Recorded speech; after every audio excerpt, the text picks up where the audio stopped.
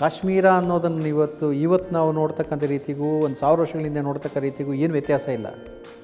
ರಾಜರ ಬದಲಾವಣೆ ಆಗಿದೆ, ಧರ್ಮ ಬದಲಾವಣೆ ಆಗಿದೆ ಅನ್ನೋದು ಬಿಟ್ಟರೆ ಆ ಹೊಡೆದಾಟ ರಕ್ತಪಾತ ಆವತ್ತು ಇದ್ದಿದ್ದೆ ಅಲ್ಲ. ಅದನ್ನ ಕಾಶ್ಮೀರದ ಜನ ಇವತ್ತು ಈ ಥರ ಇದ್ದಾರೆ ಅನ್ನೋದಾದರೆ ಅದಕ್ಕೆ ಕಾರಣ ಅವರಲ್ಲ, ಇವತ್ತಿನವರಲ್ಲ, ಅವತ್ತಿಂದು ಅವರೇ ಕನ್ವರ್ಟ್ ಆಗಿರೋದು ಅಂತ ಇಟ್ಕೊಳ್ರಿ. ಇವತ್ತು ಹೇಗೆ ಬೆಂಗಳೂರು ಜನ ಬರ್ತಾಯಿದ್ದಾರೆ, ಹಾಗೆ ಒಂದು ಕಾಲಕ್ಕೆ ಕರ್ನಾಟಕದ ಕಡೆಗೆ ಜನ ಬರ್ತಾರೆ.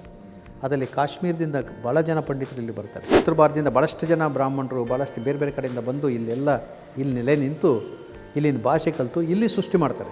ದುರ್ಗಸಿಂಹ ಅವನು ಸವಾಸಿ ಬ್ರಾಹ್ಮಣ ಅಂದರೆ ಅವನು ಕಾಶ್ಮೀರಿ ಬ್ರಾಹ್ಮಣರು, ಅವರು ಪಂಚತಂತ್ರ ಬರೆದವನು. ಇಲ್ಲಿ ಜಾಸ್ತಿ ಇನ್ವೆಸ್ಟ್ ಆಗ್ತಾಯಿತ್ತು. ನೀವು ಊರೂರು ನೋಡಿರಿ, ಇವತ್ತಿಗೂ ಊರುಗಳಿಗೆ ಯಾವುದೇ ಊರುಗೋಲು ಒಂದು ಪಾಳ ದೇವಸ್ಥಾನ ನೋಡ್ತೀರಿ. ಆ ಪಾಳ ದೇವಸ್ಥಾನ ಯಾವ ಕಾಲದ್ದು ಅಂದರೆ ಇದೇ ಕಾಲದ್ದು, ಇಲ್ಲ ರಾಷ್ಟ್ರಕೂಟರ ಕಾಲದ್ದು, ಇಲ್ಲ ಕಲ್ಯಾಣ ಚಾಲುಕ್ಯರ ಕಾಲದ್ದು. ಚೋಳರಿಗೆ ಇವರು ಭಾಳ ಭೀಕರವಾದಂಥ ಯುದ್ಧ ಆಗುತ್ತೆ. ಆ ಯುದ್ಧದಲ್ಲಿ ವಿಕ್ರಮಾದಿತ್ಯನ ಕಾಲದಲ್ಲಿ ಗೆಲುವನ್ನು ಸಾಧಿಸ್ತಾನೆ. ಅಲ್ಲಿವರೆಗೆ ಗೆಲುವನ್ನು ಸಾಧಿಸೋಕ್ಕಾಗಿರಲಿಲ್ಲ. ವಿಕ್ರಮಾದಿತ್ಯನ ಸೋಲಿಸಿ ಚೋಳರನ್ನು ಸೋಲಿಸಿ ಚೋಳ ರಾಜಕುಮಾರಿಯನ್ನು ಅವ್ನು ಮದುವೆ ಆಗ್ತಾನೆ. ಅಲ್ಲಿಂದ ಆಚೆಗೆ ಚೋಳರು ಈ ಕಡೆ ಬರೋದಿಲ್ಲ. ಅವರು ಅಲ್ಲಿಗೆ ತಮಿಳ್ನಾಡಿಗೆ ಅಷ್ಟೇ ಸೀಮಿತವಾಗಿಬಿಡ್ತಾರೆ.